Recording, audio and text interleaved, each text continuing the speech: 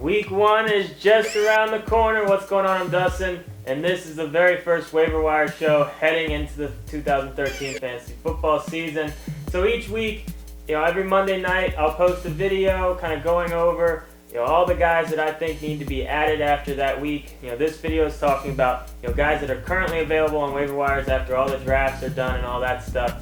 Guys that I think should be owned in more leagues. Let's go ahead and kick it off. Talk about some running backs. First one, Le'Veon Bell for Pittsburgh. He's only owned about 75% of leagues right now. The reports with him are good so far as his recovery goes. And here's the thing, this guy was going to be a guy that was drafted in probably the first 4 rounds in most leagues before he got injured. So you're only going to have to wait him out a few weeks, and you're getting a guy that would have been drafted that high in the draft. The upside is certainly there. He's a guy that's worth taking a gamble on. He needs to be owned in a lot more leagues at this point. Bernard Pierce is another guy that I think needs to get owned in more leagues, only owned about 50% of leagues right now.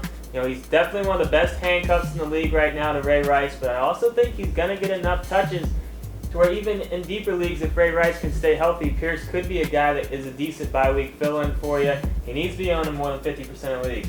One more running back I want to talk about, and that's Roy Halou. I've always been a big Roy Halou fan. I know he's got Alfred Morris in front of him, but right now Halou's only owned in 25% of leagues. This guy has a huge upside if he gets a chance to, if Morris ends up going down with injury. But even without an injury, I think Halou touches the ball enough, or again, I think he could have value in really deep leagues for maybe bye-week fill-ins if you need him.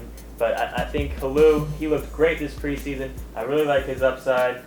Talk about some receivers for you. A couple of receivers I think are must-adds in all leagues. Guys that have huge breakout potential this year. First one, Michael Floyd, owning 75% of leagues right now. Carson Palmer to that offense is going to be huge. And when you look at that receiving core with Larry Fitz and Roberts and Floyd, Palmer's got a lot of options, and all the attention is going to be on Larry Fitz, which means a lot of single coverage. Floyd is potentially a guy that could have a monster year. Same with Vincent Brown. You look at that offense for the Chargers, they're still going to put decent points up on the board. Phillip Rivers is going to throw for a decent amount of yards. He's got to throw to somebody. Gates is getting old. Floyd isn't that amazing. Brown could end up being the best offensive weapon for the Chargers this year. For that reason, I think he's definitely worth adding. Stashing him on your bench and just see what happens. Ruben Randle's another receiver I wanted to talk about, only on about 50% of leagues. Now, he's going to be the number 3 guy out there as far as the options go.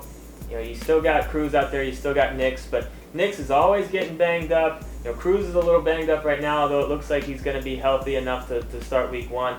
But here's the deal with Ruben Randle.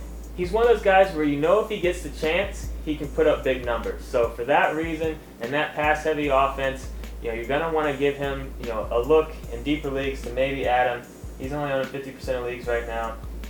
One other receiver I want to talk about, that's Cordarrelle Patterson for Minnesota. Only on 35% of leagues right now.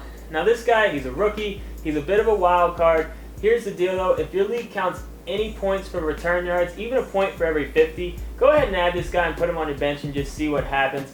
I think he's going to handle a lot of the kick return duties for them, and I think he'll also get involved enough in the offense to have value in deeper leagues. So I think he's an interesting player, and if you watch any of our preseason videos, I think he just really fits right where Percy Harvin left off as far as that position that he could be for the Vikings. I think they're gonna move him around, find creative ways to get the ball in his hands, and I do like his upside this year.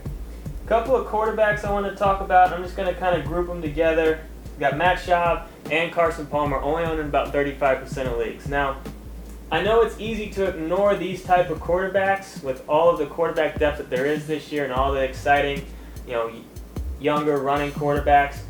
But if you did get one of those younger running quarterbacks like Russell Wilson, RG3, Kaepernick, or you got the older Vic and you're counting on him as a QB1, you might want to have a decent backup plan on your bench and grab Schaub or Palmer or those type of players just in case those guys get hurt. Because Palmer and Schaub, I think both could be over 4,000 yards and decent touchdown totals. I think they're in good situations. I do like their upsides this year in fantasy. I think they could be top 15 quarterbacks this year.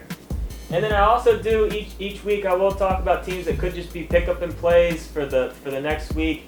So in week 1 I do like a defense that's Tampa Bay. They are under 60% of leagues right now, I think mostly because of their Week 1 matchup. But with a Week 1 matchup against the Jets and just so many question marks with the Jets offense, I don't love Tampa Bay's defense, but I do love any defense playing the Jets right now just because I don't have much confidence in them being able to put points on the board.